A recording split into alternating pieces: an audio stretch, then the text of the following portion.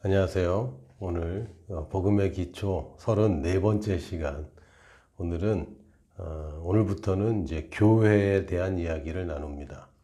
지금까지 저희들이 복음의 내용에 대해서, 그리고 그리스도인의 본성에 대해서, 그리고 또한 그리스도인의 삶에 대해서 나눠왔고요. 오늘부터는 이제 마지막까지 교회에 관한 이야기를 나눌 것입니다. 오늘은 첫 번째 시간 성경에 나와 있는 교회들을 이제 하나씩 세 번에 걸쳐서 살펴볼 건데, 오늘은 그 첫 번째 시간으로 교회의 탄생, 예루살렘 교회를 볼 것입니다. 예루살렘에서 예수님은 사역을 이제 갈릴리에서 하셨지만 결국 예루살렘에서 돌아가셨고, 예루살렘에서 기다리라고 하셨어요, 제자들에게.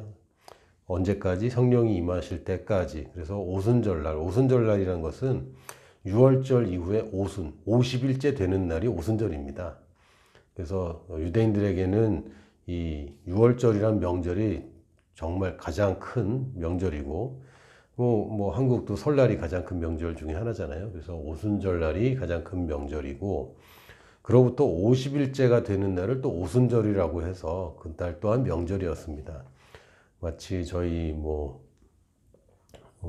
설날이 있고 정말 대보름이 있고 또 뭐가 있고 이렇게 명절들 꽤 있잖아요. 그래서 오순절이라는 게 50일째 되는 날, 특히 유월절 이후에 50일이 되는 날이 오순절인 것이고, 그때에 성령님이 모여있는 120명의 사람들에게 성령님이 임해서 갑자기 이제 방언을 하기 시작했고요.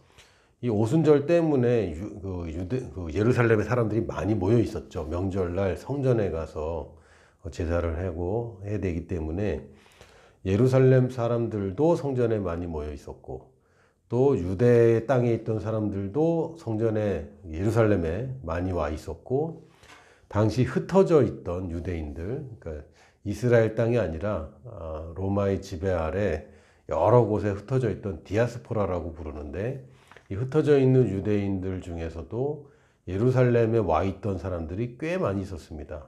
6월절부터 오순절까지 있던 사람도 있었고요. 6월절에 왔다가 집에 갔다가 오순절에 또 왔던 사람들도 있었겠죠. 근데 이 사람들이 다른 나라에서 각자 자기 나라에서 온 디아스포라 유대인들이 120명이 방언을 하는 것 가운데서 자기네 나라 말들로 들리기 시작한 거예요.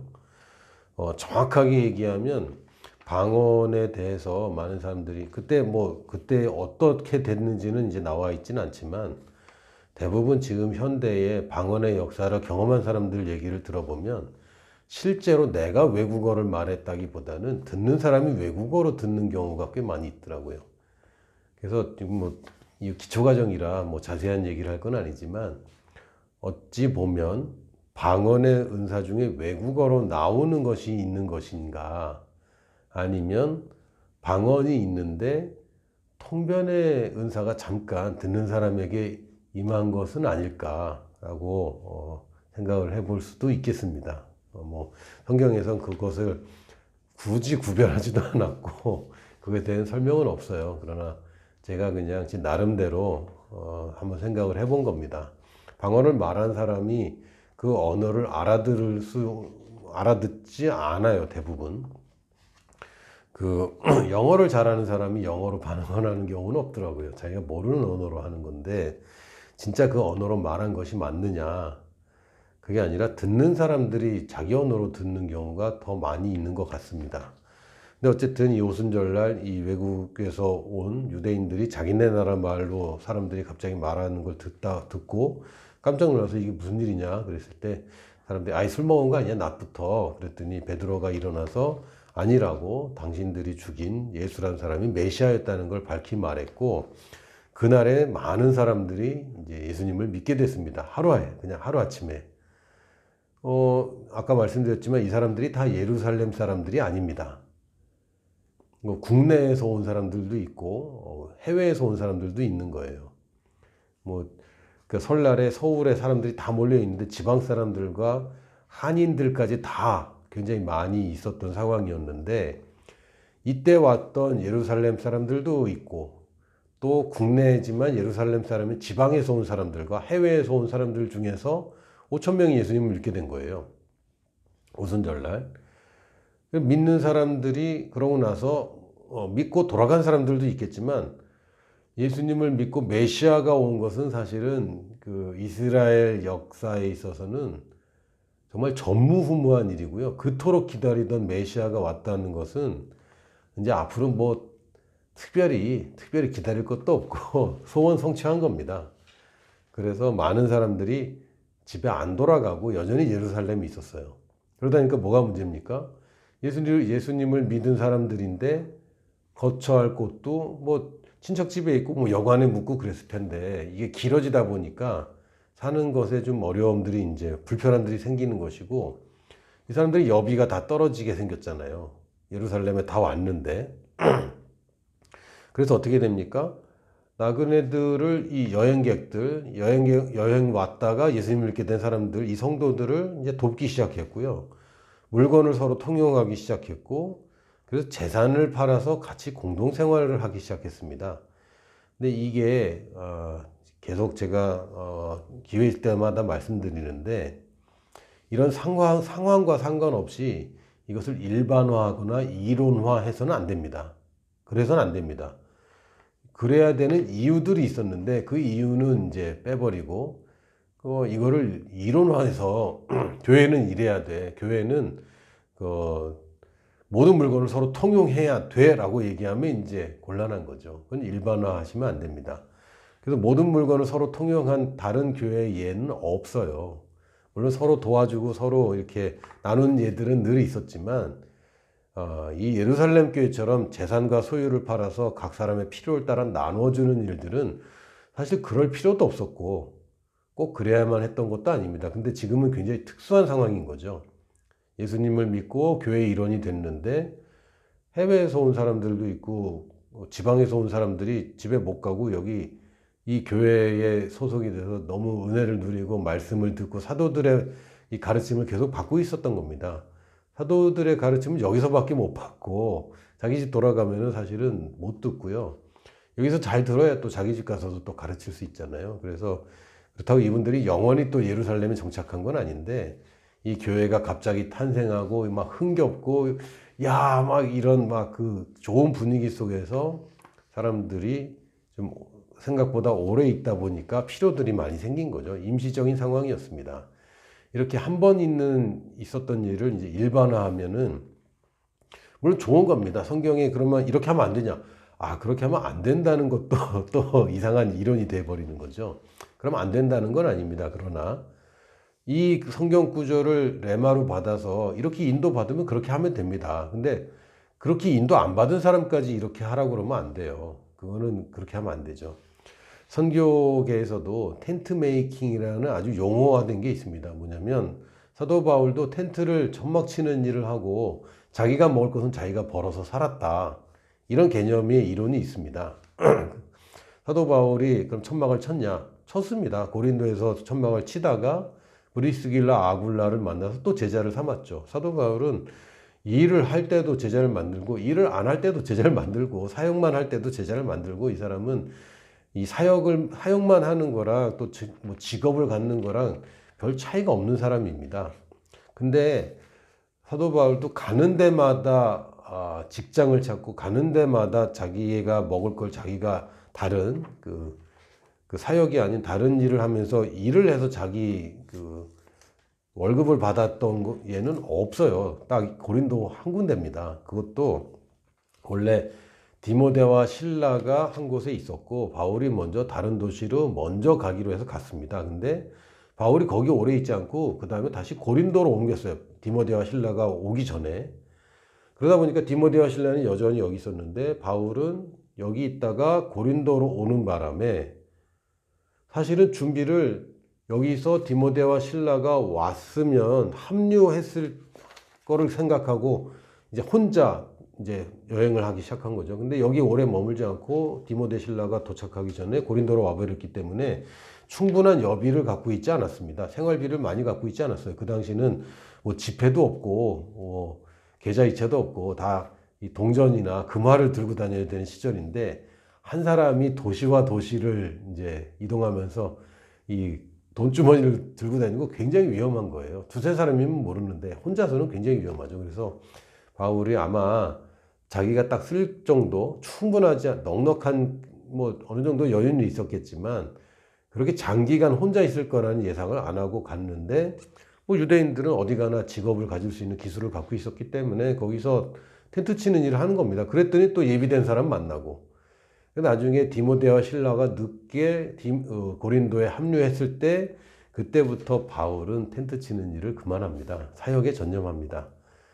그래서 유능하고 경험 있고 성령 충만한 사역자가 굳이 그 일을 하는데 사역에 집중 못하도록 할 필요는 없습니다. 그래서 마치 목사님이 그 일을 안 해야 더 신령한 것도 아니고 일을 해야 더 신령한 것도 아닙니다. 일반화하면 안 돼요. 각 사람의 처지에 맞게 각 사람의 인도대로 하면 되는데 일을 해도 되고 또 굳이 일을 안 해도 되면 안 해도 됩니다. 근데 한편으로는 충분한 공급이 있고 후원을 하나님이 약속하셨는데도 그걸 못 믿고 지금 가지고 있는 직업에서 주는 보수가 굉장히 안정적이기 때문에 그걸 하는 거는 잘못된 것입니다. 또 반대로 지금 먹고 사는 것이 문제이고 가장으로서 아내가 고생하고 있고 자녀가 고생하고 있는데도 목사님이 그 벌이를 하지 않고 직업에서 일을 하지 않고 그냥 자기 혼자 기도하고 말씀에 전념한다면 그것도 잘못된 겁니다. 그래서 저도 목사님들이 이 목사는 기도와 말씀에 전념해야 된다고 이렇게 말씀하시는 거 많이 들었는데요. 성경은 그렇게 써 있지 않습니다. 사도들이 집사들을 임명한 이유는 그리고 집사들이 임명하고 사도들이 집중한 것은 기도와 말씀 전하는 것이었지 말씀 연구하는 거 아니었습니다. 혼자 교회에서 또는 사무실에서 말씀 연구하고 설교 준비하고 당연히 해야 되는 시간들이죠. 기도하는 거 해야 되는 거죠. 그러나 사역자의 사역의 목적은 말씀을 전하는 것입니다. 말씀을 전할 사람도 없고 말씀을 전하려고도 하지 않으면서 또한 직업도 갖지 않으려고 한다면 그거는 성경적이지 않아요. 제가 뭐라고 비난하고 싶진 않지만 성경을 잘 보고 성경의 모델을 따라가야 됩니다. 이게 복음의 기초에서 할 얘기인지는 잘 모르겠는데 죄송합니다. 제가 살짝 좀 기초에서 좀 벗어난 것 같습니다. 다시 예루살렘 교회 얘기로 돌아와서 이 예루살렘 사도행전 2장 44절에 47절을 보니까 예루살렘 교회에서 성도들이 어떻게 했는지 이게 일반화할 수는 없지만 우리에게 좋은 모범이 되긴 합니다. 이렇게 안 해도 됩니다라고 얘기할 그런 거 아닙니다. 단지 너도 이렇게 꼭 해야 돼라고 얘기하는 게 아니라 이것도 되는 거구나. 이렇게 하면 참 아름답구나. 나도 이렇게 할 수 있겠구나. 이거 좋은 겁니다. 근데 재산과 소유를 다 팔아야 된다. 그렇게 얘기하면 안 되죠. 왜? 이건 예루살렘 교회의 특별한 그런 상황이 있었습니다. 물론 상황을 뛰어넘는 하나님의 은혜와 믿음이 있기 때문에 여러분도 하나님이 감동을 주시면 이렇게 하면 됩니다. 그런데 여러분이 사람에게 감동을 주면 안 되죠. 하나님이 나를 감동하시는 건 오케이. 근데 내가 누군가에게 감동을 주려고 해서는 안 되죠. 내가 말씀을 전할 때 그 사람이 감동받으면 감동받는 거예요. 그러나 이렇게 해야 된다고 요구하거나 사람들의 인생을 조종하면은 그건 곤란합니다. 그리고 혹시 여러분이 이런 헌신이나 어떤 헌금을 강요받고 있다면 그것은 여러분이 그냥 무분별하게 받아들여서는 안 됩니다. 여러분이 분별해야 됩니다. 여러분이 권위에 저항하고 목사님 하는 말씀에 목사님이 하시고자 하는 것을 태클을 걸고 비난하라는 얘기가 아니라 그러나 권면하는 것과 협박하는 것은 다른 거잖아요. 그렇죠? 내용은 똑같지만 스피릿은 완전히 다른 겁니다. 다시 말씀드리지만 예루살렘 교회에 특별한 상황, 특히 임시적인 상황이 있었다는 것을 고려해야 되고요. 그렇기 때문에 이렇게 하는 것은 틀렸다라고 얘기하는 건 아니지만 무분별하게 일반화해서는 안 되고 단지 좋은 모범으로서 우리가 받아들일 수 있습니다. 2장 44절부터 보니까 믿는 사람이 다 함께 있어 모든 물건을 서로 통용하고 이 사람들 뭐 집이 없는 사람도, 예루살렘에 집이 없는 사람도 많이 있었고, 나눠 써야 될 처지가 분명히 생겼습니다. 45절에 또 재산과 소유를 팔아 각 사람의 필요를 따라 나눠주며, 이 일을 한 사람 중에 한 사람이 바나바인 거죠. 이 사람 부유한 사람이었는데 우리 성도들의 필요를 채우기 위해서 자기 재산을 다 팔아버렸습니다. 46절에 보니까 날마다 마음을 같이하여 성전에 모이기를 힘쓰고, 그렇죠. 뭐 지금 여기가 자기 사는 집이 아니기 때문에 지금 자기 출근할 직장도 없는 거고, 등교할 학교도 없이 지금 여행 중인 거예요. 그러니까 날마다 모일 수 있죠. 이걸 또 일반화해서 성도들이 날마다 와야 된다고. 그럼 직장 다니는 사람은 어떻게 해야 되죠? 이거 일반화하시면 안 됩니다. 그러나 모일 수 있으면 모이는 게 더 좋은 거고, 시간이 날 때마다 모여서 나쁘겠습니까? 좋은 거죠. 그러나 이것이 다시 한번 사람에게 강요돼서는 안 됩니다. 날마다 마음을 같이하여 성전에 모이기를 힘쓰고 집에서 떡을 떼며 기쁨과 순전한 마음으로 음식을 먹고, 떡을 떼며라는 것은 성찬식 얘기하는 거겠죠. 47절에 하나님을 찬미하며, 어디서 한다고 얘기되어 있나요? 성전에 모이고 집에서 하나님을 찬미했습니다. 교회에 와서 찬양하는 것보다 집에서 했어요. 집에서. 또 온 백성에게 칭송을 받으니, 지금 한국 교회가 놓치고 있는 부분이죠. 온 백성에게 칭송을 받으니 주께서 구원받는 사람을 날마다 더하게 하시니라. 부흥할 수밖에 없어요. 이런 교회는. 이 교회의 좋은 모범입니다.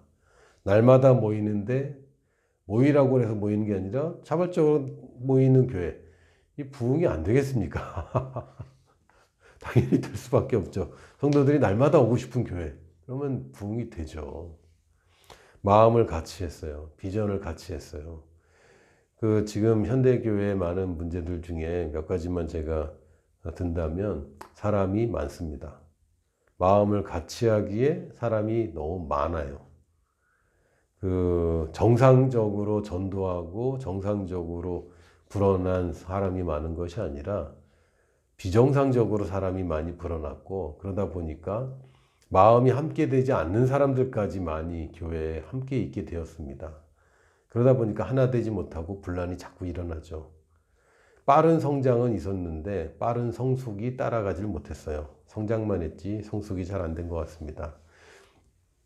성장하는 도중에는 성숙해야 된다고 생각은 하지만 이게 별로 안 중요하다고 여겨집니다. 그러나 어느샌가 이제 사춘기가 지나고 성장이 멈추면, 성장은 했으나 성숙하지 않았을 때 느끼는, 그리고 피부에 느껴지는 위기와, 이건 뭐 거의 재앙 수준이 될 수도 있거든요.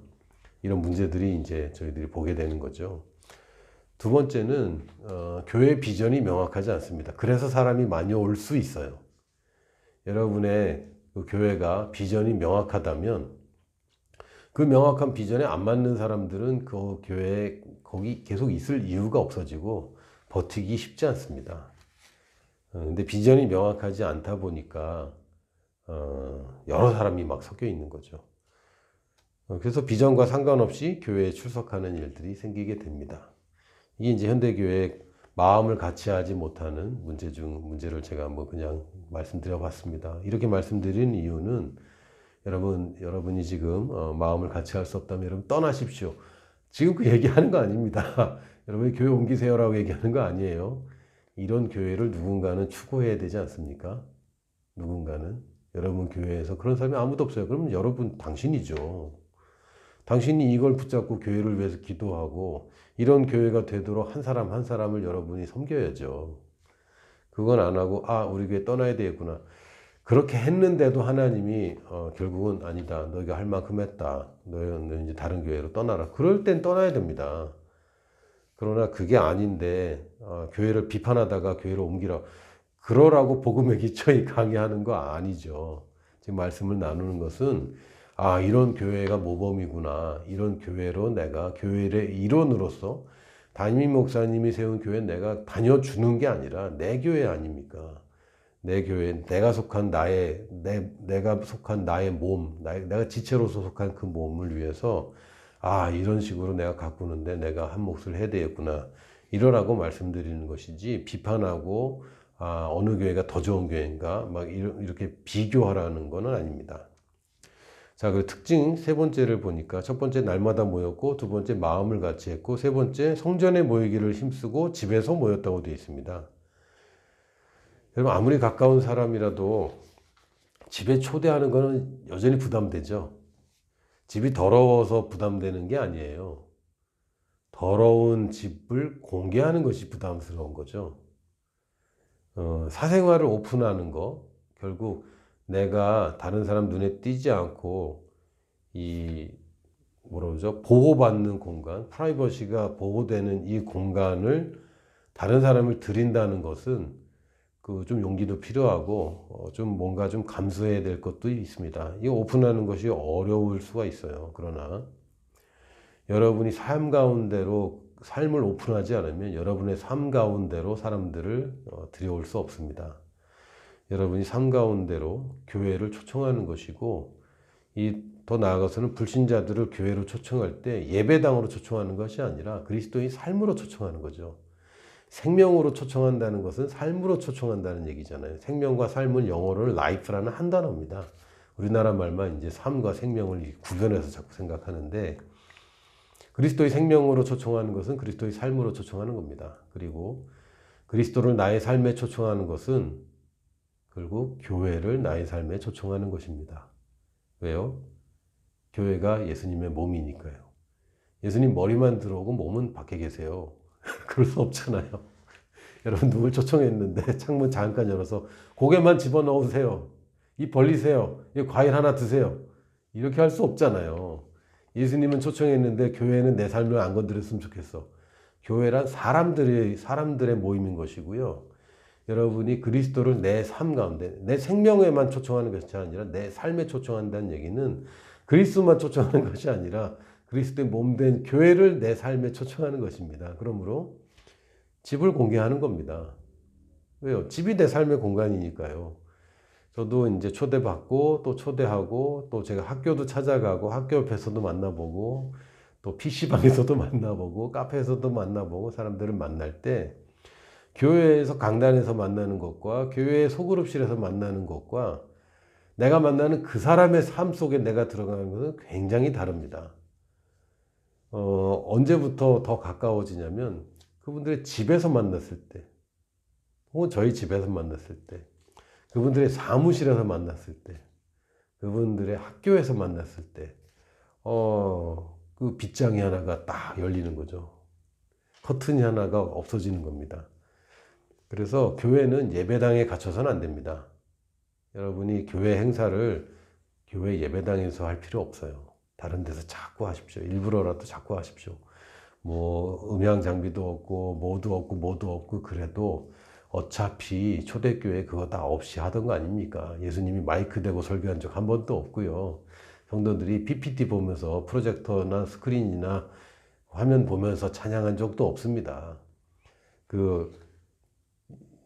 이 예루살렘 교회에서 찬양할 때 뭐 반주가 뭐 어떻게 잘 나왔겠습니까? 음향 장비가 잘 나왔겠습니까? 아니면 찬양할 때 가사를 사람들이 다 잘 알고 있었겠습니까? 아는 사람은 부르고 모르는 사람은 따라 부르고 막 그런 와중에 성령 충만 받고 그런 와중에 너무 좋고 막 또 모이고 싶고 막 이런 모임들이 생긴 것이지, 우리 교회는 찬양이 너무 잘해.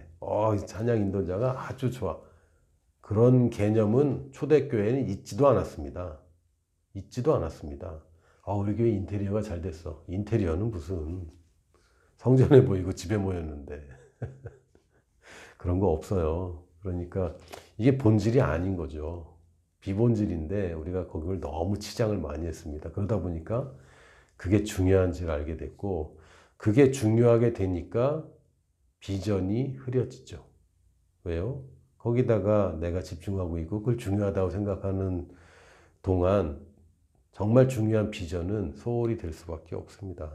우리가 모든 신경을 다 모아서 비전에 써도 아까운 판에 우리를 자꾸, 그게 죄냐? 죄라고 말하기는 좀 어렵지만 무거운 건 맞죠. 경주를 하는데 무거운 거 들고 뛰는 거랑 비슷해집니다. 교회는 세상으로 들어가야 되는데 자꾸 교회로 오라고, 세상을 교회로 오라고 하는데 세상은 교회로 오지 않습니다. 교회가 세상으로 가야죠. 안타까운 현실이긴 하지만 교회는 성도들이 와서 교회에서 믿음을 발휘하는 구조가 돼서는 안 됩니다. 교회에서 성도들은 믿음을 충전받고, 성도들의 믿음은 무엇을 위한 믿음입니까? 어디서를 위한 믿음입니까? 세상을 위한 믿음입니다. 교회를 위한 믿음은 아닙니다. 성도들이 가장 믿음을 발휘하고 있는 것이 교회라면, 가장 거룩한 모습을 보이고 있는 것이 교회라면 뭔가 지금 잘못된 겁니다. 교회에는 민낯이 드러나도 괜찮고요. 울어도 괜찮고, 여러분의 모든 그 사생활이나 뭐 죄가 드러나도 괜찮아야 됩니다. 근데 그러기에는 사람이 너무 많잖아요. 아니 뭐 내 잘못을, 과거를 회상하고 회개하고 죄를 드러낼 수 있는데 200명 앞에서 드러낼 수는 없잖아요. 그것도 내가 알지도 못하는 사람인데 지금 그러기엔 사람이 너무 많아요. 그러나 우리 집에 초청한 사람들과 얘기하다 보면 어느새 내 안에 사람들한테 말 못하던 얘기들도 나오고 그러잖아요. 그거 괜찮은 겁니다. 왜요? 교회니까. 집에 모였지만 교회니까. 딴 데서 모였지만 교회니까. 그리고 세상에서 거룩하게 사십시오. 교회에서 그렇지 한 척 앉아 있다가 세상 가면은 세상처럼과 똑같이 구별되지 않고 살지 마시고 세상에서 구별된 삶을 사십시오. 왜? 우린 구별된 사람이니까. 교회에서 가면 쓰지 마세요. 그렇다고 세상에서 가면 쓰라는 얘기가 아니라 여러분이 가면을 벗어도 되는 유일한 곳이 바로 교회입니다. 어쩌면 가정에서도 여러분 가면 벗었다가 상처 섭섭하고 막 그럴 수도 있어요. 그런데 교회에서는, 예수님의 몸에서는 이 가면을 벗을 수 있는 것이 아름다운 교회입니다. 그래서 예루살렘 교회가 이런 특징들을 가졌다. 날마다 모였고 마음을 비전을 같이 했고 성전에 모이기를 힘쓰고 집에서 모였다. 그랬더니 어떤 일이 생겼습니까? 집에서 떡을 떼며 기쁨과 순전한 마음으로 음식을 먹었어요. 성찬식을 했습니다. 집에서. 사실 성찬식이라는 것이 매 끼니마다 하는 겁니다. 그리스도의 살과 피를 기념하는 걸 먹을 때마다 하는 것이지 성찬식 할 때만 기념하는 거 아니잖아요. 뭐 성찬과 애찬을 꼭 구별하기도 하는데 사실은 모든 여러분의 식사와 간식까지도 성찬식화하는 것이 정상입니다. 여러분 예수님 잊어버릴 겁니까? 예수님의 살과 피를 잊어버릴 겁니까? 아니잖아요. 그 시시로 때때로 내가 틈나는 대로 기억해야죠. 성찬식의 의미가 뭡니까? 기념해라. 그리고 내가 이것도 주께 받은 것인데 주님 오실 때까지 이걸 전해라. 이 선교에 관한 이야기입니다. 근데 이제 성찬식이 마치 교회에서 가끔 하는 예식처럼 이렇게 생각하는데 아니요. 이게 일상적인 것이었어요. 근데 어디서? 집에서. 그럼 성찬식 인도를 누가 했을까요? 사도들이 했을까요? 아니네요. 성도들이 그냥 하는 겁니다. 집에서. 아빠가 해도 되고 엄마가 해도 되고 틈나는 대로 모든 식사 시간이 성찬식화할 수 있습니다. 그리고 집에서 하나님을 찬미했어요. 찬양단이 있을 때 찬양한 것이 아니라 집에서 그냥 사람들끼리 모여서 음치, 박치 뭐 별거 다 있었겠죠. 그러나 그냥 거기서 찬양했습니다. 누구도 비난하지 않고 내가 하나님을 찬양하는 것이지 다른 사람들한테 아름다운 노래를 들려주는 게 찬양은 아닙니다. 여러분 괜찮습니다.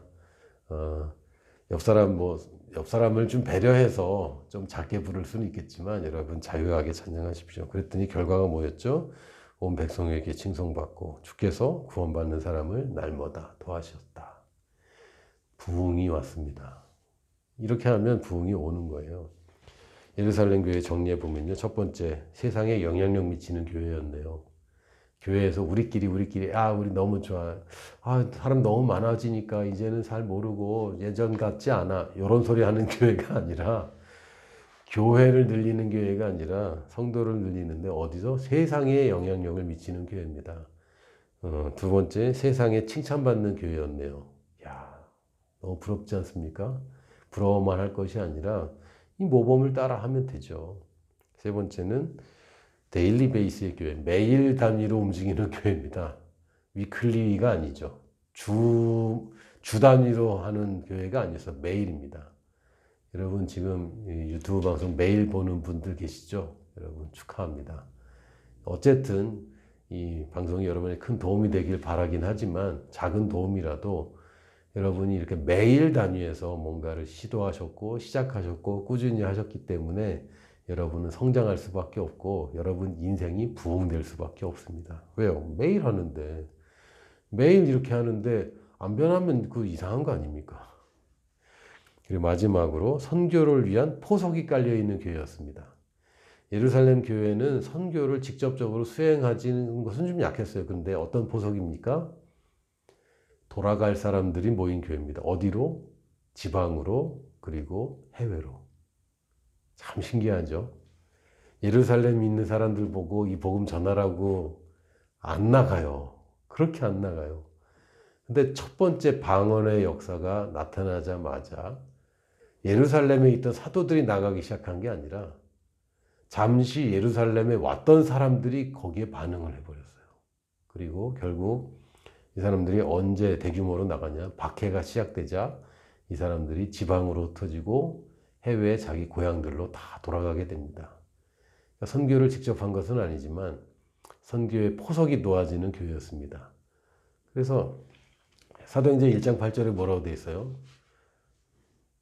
너에게 성령이 임하시면 너희가 권능을 받고 예루살렘과 온 유대와 사마리아 땅끝까지 이르러 내 증인이 되라? 아니죠. 되리라. 진짜 그렇게 됐죠. 성령이 오셨는데 어라? 이 사람들이 가서 전해야 돼! 막 이럴 줄 알았는데 아니 그때 사방에서 온 사람들이 성령님을 받더니 결국은 이 사람들이 가서 땅끝까지 가면서 증인이 돼버렸어요. 말씀이 성취됐습니다.